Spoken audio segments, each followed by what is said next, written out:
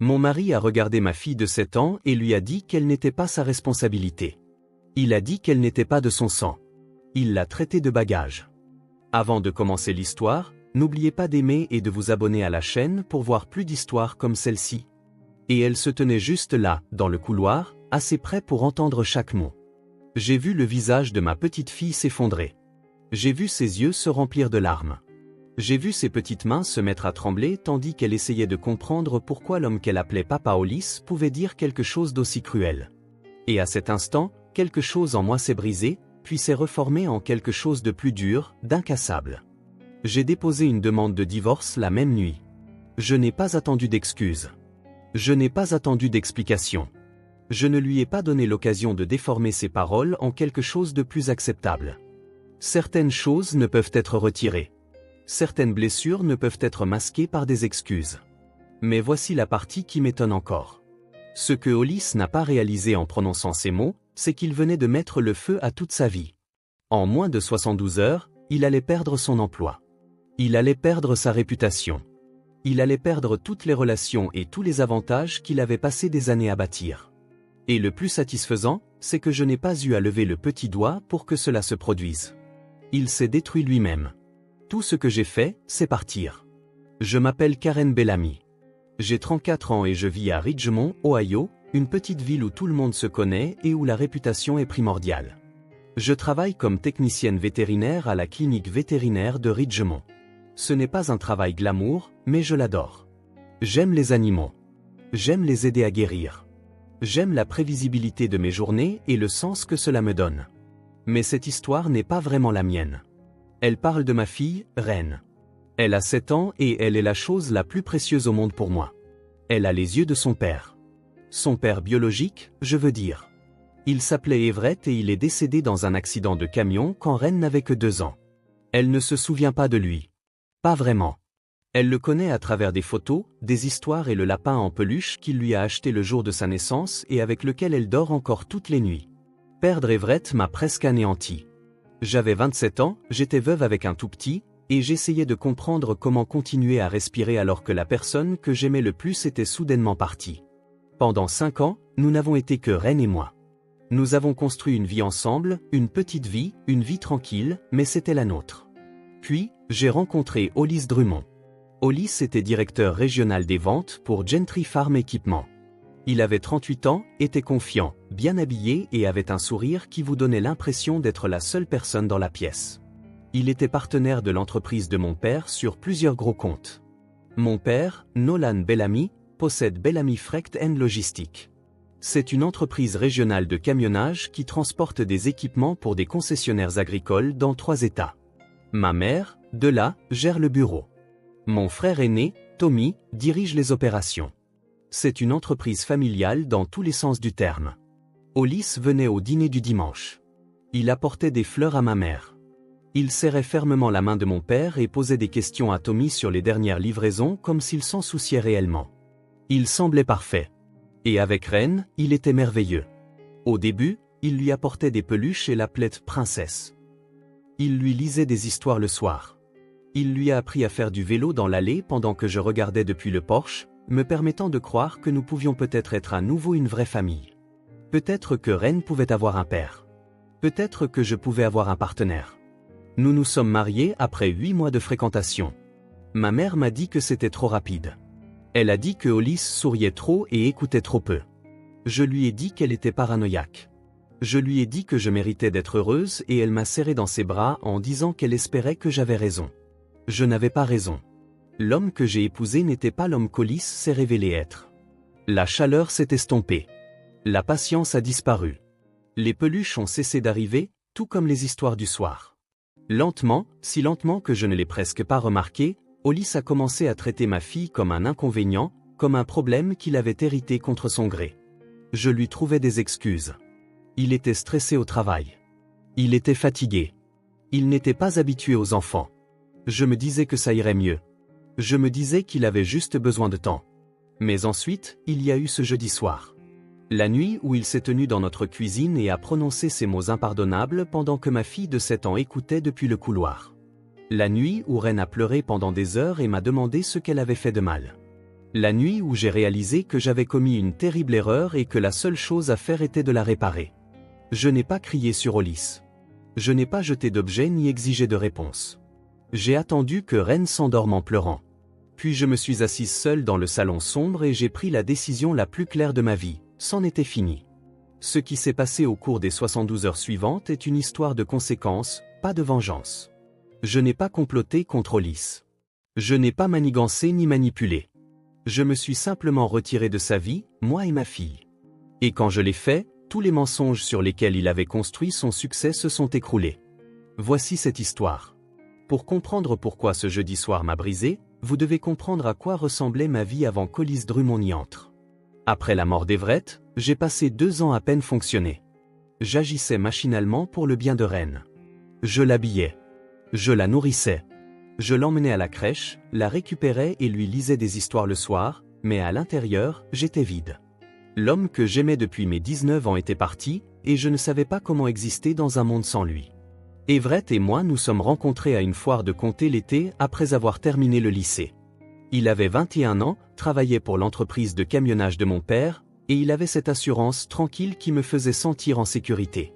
Nous sommes sortis ensemble pendant 5 ans avant de nous marier. Nous voulions faire les choses correctement, économiser de l'argent, bâtir une base solide. Quand Ren est né, Everett l'a tenue dans ses bras et a pleuré. Il a dit qu'elle était la plus belle chose qu'il ait jamais vue. 2 ans plus tard, un conducteur a grillé un feu rouge sur l'autoroute 31 et a percuté le camion d'Everett de plein fouet. Il est mort avant l'arrivée des ambulanciers.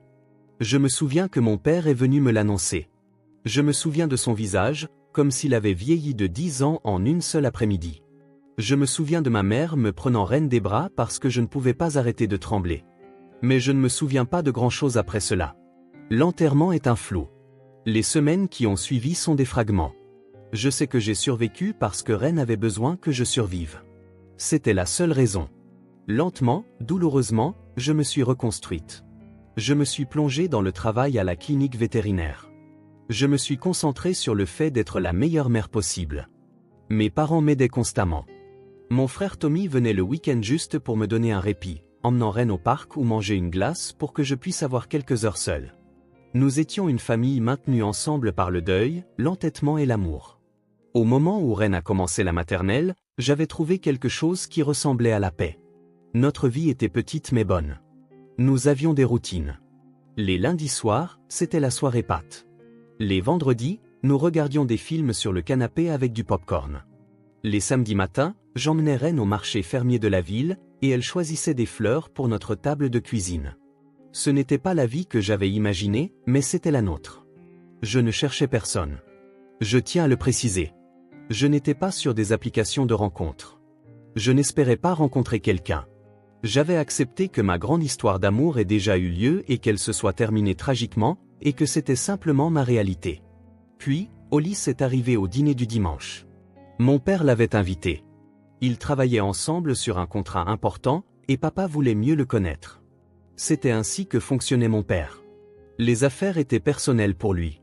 S'il allait confier la réputation de son entreprise à quelqu'un, il voulait d'abord le regarder dans les yeux autour d'un rôti. Hollis était charmant ce soir-là. Il a complimenté la cuisine de ma mère 3 fois. Il a posé des questions réfléchies à mon frère sur la gestion de la flotte. Il a écouté mon père parler des débuts de la construction de l'entreprise. Et lorsque Ren est entrée dans la salle à manger en pyjama parce qu'elle n'arrivait pas à dormir, Hollis lui a souri comme si elle était l'interruption la plus charmante du monde.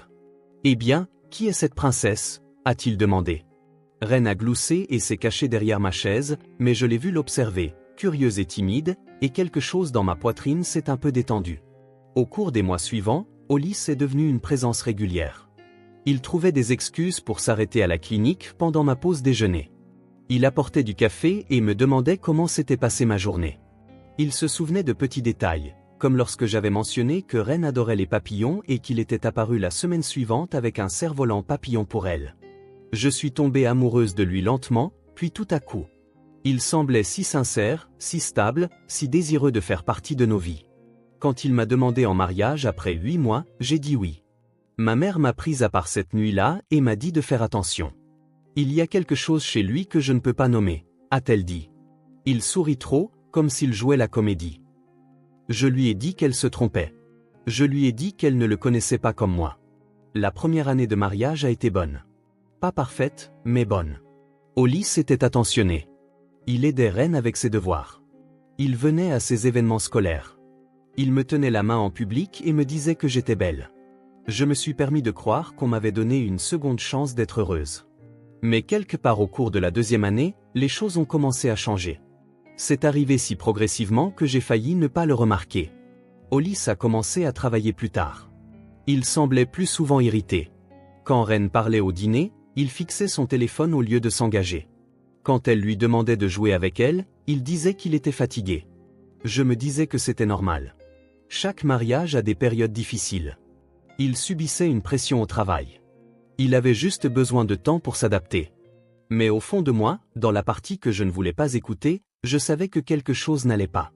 Je n'étais tout simplement pas encore prête à l'admettre. Le jeudi qui a tout changé a commencé comme n'importe quel autre jour. J'ai déposé Ren à l'école, je suis allé travailler et j'ai passé l'après-midi à assister à une chirurgie sur un Golden Retriever qui avait été heurté par une voiture. Le chien a survécu, mais ce fut une procédure longue et stressante. Au moment où j'ai quitté la clinique, j'étais épuisé d'une manière profonde, où tout ce que l'on veut, c'est une douche chaude et le silence. Je me suis garé dans l'allée vers 18h30. La voiture d'Hollis était déjà là, ce qui était inhabituel. Il travaillait généralement tard le jeudi. Je me souviens avoir pensé qu'il était peut-être rentré tôt pour nous surprendre. Peut-être qu'il préparait le dîner. Je voulais tellement croire que la distance que je ressentais était temporaire, que cette nuit serait différente. J'ai franchi la porte d'entrée et j'ai immédiatement senti la tension dans l'air. C'était épais et inconfortable, comme si la maison elle-même retenait son souffle. Ren était assise à la table de la cuisine, ses devoirs de mathématiques étalés devant elle. Son petit visage était plissé de concentration et elle tenait son crayon si fort que ses jointures étaient blanches. Hollis se tenait près du comptoir, les bras croisés et la mâchoire serrée. Il ne m'a pas regardé quand je suis entré. « Que se passe-t-il » ai-je demandé. Hollis a expiré brusquement par le nez. « Ta fille a interrompu ma conférence téléphonique 3 fois. J'étais en communication pour un contrat de 6 chiffres et elle n'arrêtait pas d'entrer dans mon bureau pour me demander de l'aide pour ses devoirs. » J'ai regardé Ren. Elle fixait son papier, les épaules rentrées, comme si elle essayait de se faire plus petite.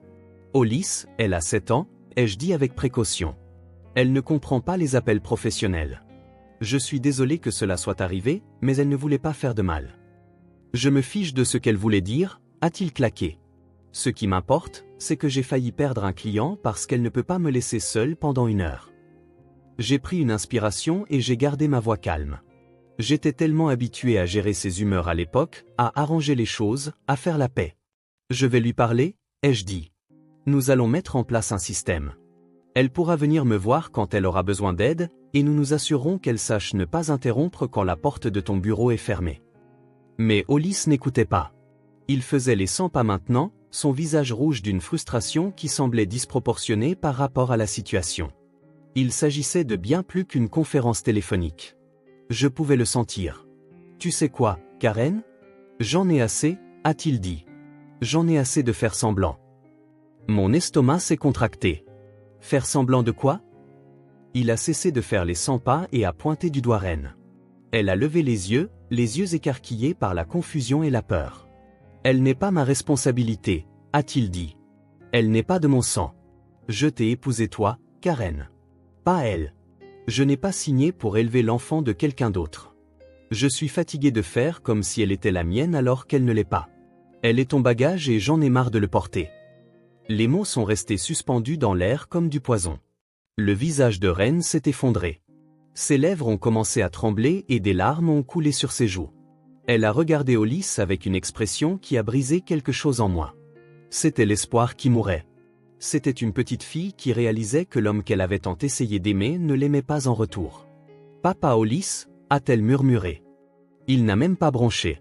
Il a attrapé sa veste sur le dossier d'une chaise et s'est dirigé vers la porte. « Je vais à la salle de sport » a-t-il dit. « On en parlera plus tard quand tu te seras calmé. » Et puis il est parti. Ren a éclaté en sanglots, des sanglots profonds, haletants et déchirants qui secouaient tout son petit corps. Je me suis précipité vers elle et je l'ai serrée dans mes bras, la tenant fort contre ma poitrine. « Maman, qu'est-ce que j'ai fait » a-t-elle pleuré. « Pourquoi ne veut-il pas de moi » Suis-je méchante? Non, ma puce, ai-je dit, ma propre voix se brisant. Non, non, non. Tu n'as rien fait de mal. Ce n'est pas ta faute. Rien de tout cela n'est ta faute. Je l'ai portée jusqu'au canapé et je l'ai tenue pendant des heures. Elle a pleuré jusqu'à ce qu'il n'y ait plus de larmes, puis elle s'est juste allongée contre moi, hoquetant et tremblant. Elle m'a demandé encore et encore pourquoi Ulysse avait dit ces choses. Elle a demandé si son vrai papa l'aurait aimée. Elle a demandé si elle était difficile à aimer. Chaque question était un coup de couteau dans mon cœur. J'ai caressé ses cheveux et je lui ai dit qu'elle était parfaite. Je lui ai dit qu'elle était gentille, intelligente et merveilleuse. Je lui ai dit que certaines personnes ne savaient pas aimer correctement et que c'était leur échec, pas le sien. J'ai dit tout ce qu'une mère devait dire et je pensais chaque mot. Mais à l'intérieur, j'étais rempli d'une rage si froide et si claire qu'elle m'a effrayé. Au moment où Ren s'est finalement endormie vers 22 heures, j'avais pris ma décision. Il n'y aurait pas de discussion, pas de thérapie de couple, pas de seconde chance.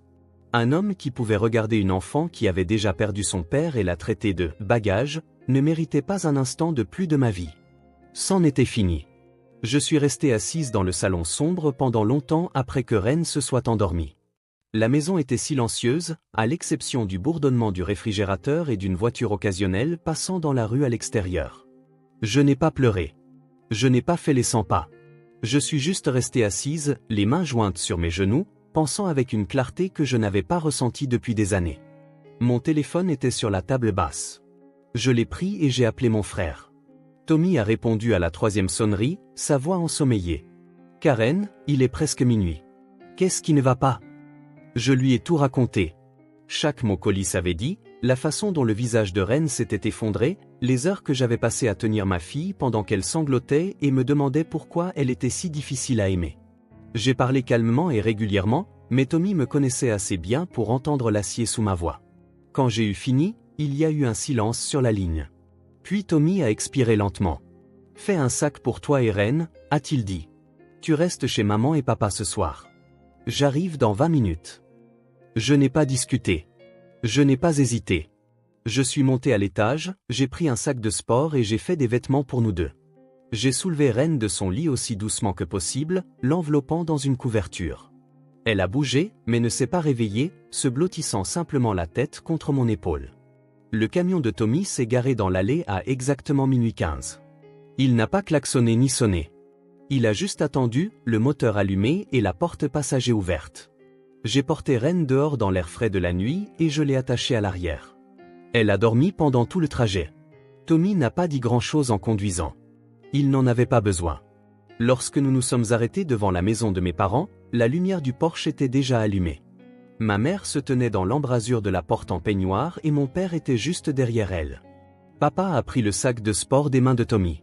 Maman a tendu les bras vers Ren et je l'ai laissé emmener ma fille à l'intérieur.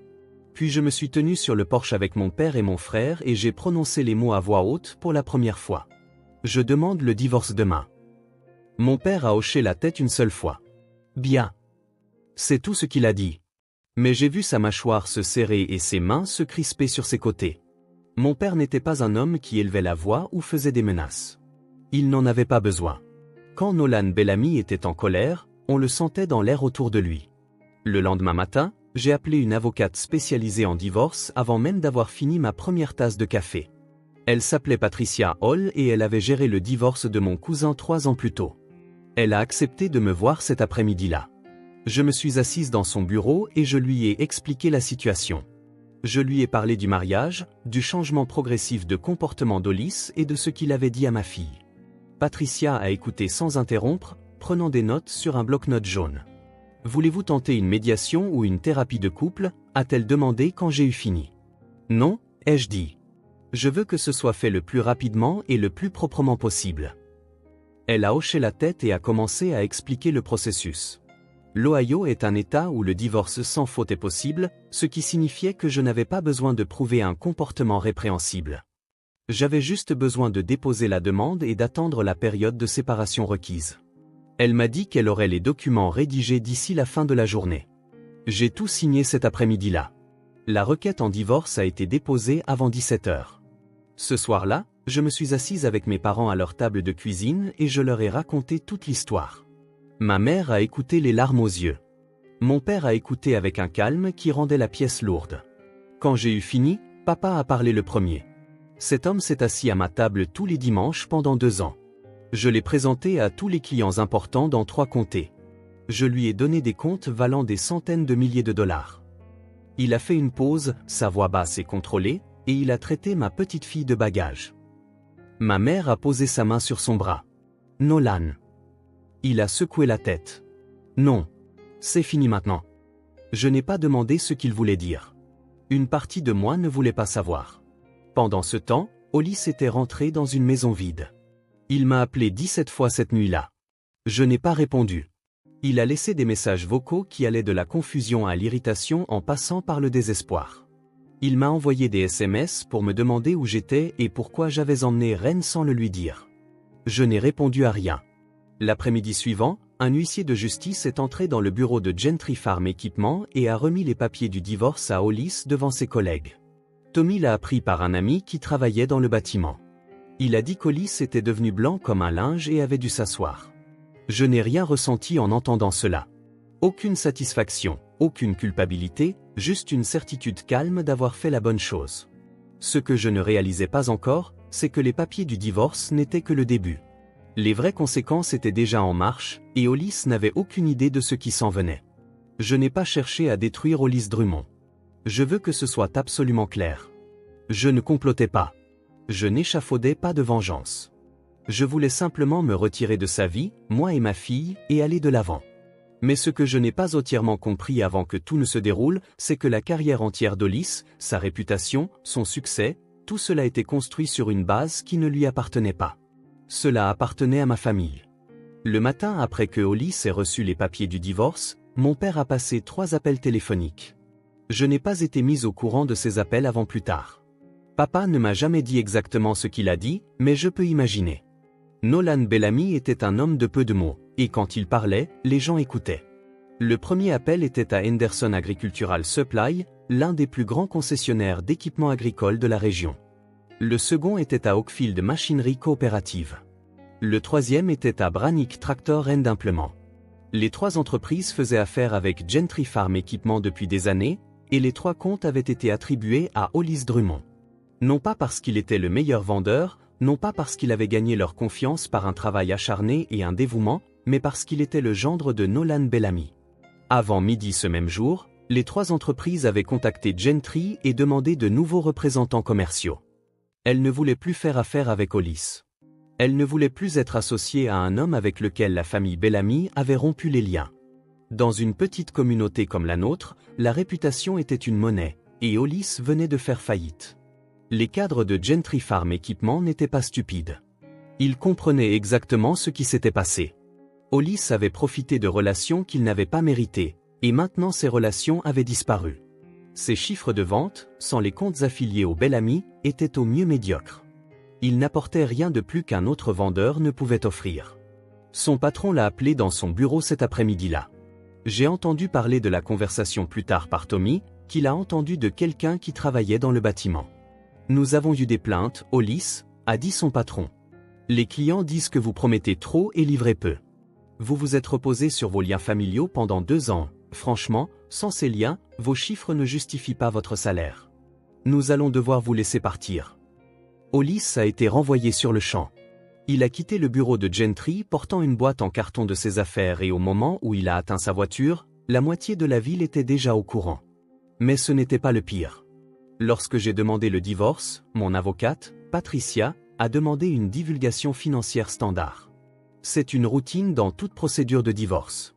Les 2 parties doivent fournir des documents sur leurs revenus, leurs actifs et leurs dettes afin que le tribunal puisse prendre des décisions équitables concernant la division des biens. Ce que nous avons trouvé dans les dossiers financiers d'Hollis était stupéfiant. Il avait 94 000 $ de dettes de cartes de crédit cachées. 3 cartes utilisées à leur limite maximale. Il avait également contracté un prêt personnel de 15 000 $ dont je ne savais rien. Les relevés montraient des avances de fonds, des transactions en ligne et des paiements à des sites web que je ne reconnaissais pas. Patricia a creusé davantage. Les sites web étaient des plateformes de jeux d'argent, de paris sportifs, de poker en ligne. Hollis jouait en secret depuis plus d'1 an, et il perdait beaucoup. Chaque mois, Il s'enfonçait davantage dans un trou dont il ne pouvait pas sortir. L'homme qui avait traité ma fille de 7 ans de fardeau financier avait fait des pertes d'argent considérables dans mon dos. L'homme qui se plaignait de chaque dollar dépensé pour les fournitures scolaires de Ren et ses cours de danse pariait des milliers de dollars sur des matchs de football et des tables de cartes. Quand j'ai vu ces relevés, je me suis senti mal. Pas à cause de l'argent. Nous avions gardé nos finances principalement séparées, donc sa dette était son problème, pas le mien. Je me suis senti mal parce que j'avais partagé un lit avec cet homme pendant 2 ans sans jamais savoir qui il était vraiment. Je lui avais fait confiance avec ma fille. J'avais cru qu'il construisait une vie avec nous alors qu'il construisait en fait un château de cartes. La nouvelle s'est répandue rapidement. Dans une ville comme Ridgemont, il n'y a pas de secret. Les gens parlaient au dîner, à l'épicerie et après la messe du dimanche. Hollis Drummond, le charmant directeur des ventes qui avait épousé la fille veuve de Nolan Bellamy, était un fraudeur, un joueur, un homme qui avait traité sa belle-fille de « bagage ». 3 jours après avoir prononcé ces mots cruels dans notre cuisine, Hollis avait perdu sa femme, son emploi, sa réputation et toute chance de retrouver sa position dans la communauté. Sa propre mère m'a appelé une semaine plus tard. Elle s'appelait Darlene et elle vivait à 2 heures de là à Columbus. Elle pleurait quand j'ai répondu. « Karen, je suis tellement désolée, a-t-elle dit. Je ne l'ai pas élevé pour qu'il soit comme ça. Je ne sais pas ce qui lui est arrivé, mais j'ai honte. Cette petite fille ne méritait pas ce qu'il a dit. Vous ne méritiez rien de tout ça. » Je l'ai remercié de m'avoir appelé. Je lui ai dit que je ne la blâmais pas et je le pensais. Quoi que ce soit qui se soit brisé à l'intérieur d'Hollis, ce n'était pas la faute de sa mère. Quand j'ai raccroché, je suis restée assise tranquillement pendant un long moment. Je pensais que je me sentirais triomphante. Je pensais que je me sentirais vengée. Mais tout ce que je ressentais était de la fatigue. Fatiguée, triste et prête à passer à autre chose. Hollis n'a pas tout perdu parce que je le lui ai pris. Il a tout perdu parce qu'il n'y avait rien de réel sous l'image qu'il avait construite. Une fois que le nom Bellamy a été retiré, une fois que les connexions ont disparu, il ne restait plus que des dettes et de la tromperie. Il s'était fait ça à lui-même. Le divorce a été finalisé 4 mois après ma demande. Les procédures ont été simples. Hollis n'a rien contesté. Il était trop occupé à gérer sa montagne de dettes et sa réputation brisée pour se battre. J'ai eu la maison. J'ai obtenu la garde complète de Ren. Hollis a gardé ses dettes de jeu et un aller simple hors de Ridgemont. J'ai entendu dire qu'il était retourné vivre avec sa mère à Columbus. Je ne sais pas ce qu'il fait maintenant, et je m'en fiche. Il n'est plus mon problème. Il a cessé de l'être au moment où ces mots ont quitté sa bouche. La partie la plus difficile des conséquences n'a pas été le processus légal ou le démêlage financier. C'était de regarder ma fille essayer de guérir d'une blessure qu'elle n'aurait jamais dû recevoir. Ren a lutté pendant des mois. Elle faisait des cauchemars presque toutes les nuits pendant les premières semaines. Elle se réveillait en pleurant, m'appelant, et je la tenais jusqu'à ce qu'elle se rendorme. Pendant la journée, elle était plus calme que d'habitude. Elle ne riait pas aussi facilement. Elle a cessé de demander à inviter des amis parce qu'elle était gênée que papa Hollis soit parti.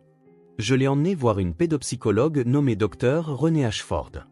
Elle était gentille et patiente, et elle était spécialisée dans l'aide aux enfants pour traiter le deuil et les traumatismes. Ren était réticente au début, mais la docteure Ashford avait une façon de la faire se sentir en sécurité. Elles dessinaient ensemble et parlaient de sentiments en utilisant des peluches. Lentement, séance après séance, Ren a commencé à s'ouvrir. Un soir, environ 3 mois après le divorce, Ren et moi étions assises sur le canapé à regarder un film.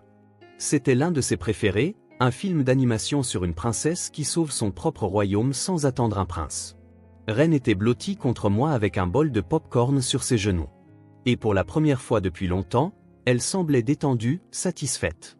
Puis elle a levé les yeux vers moi et a posé une question qui m'a arrêté le cœur. « Maman, est-ce que je n'étais pas assez bien pour que papa Hollis m'aime ?» J'ai éteint la télévision et je l'ai tirée sur mes genoux. J'ai tenu son visage dans mes mains et j'ai regardé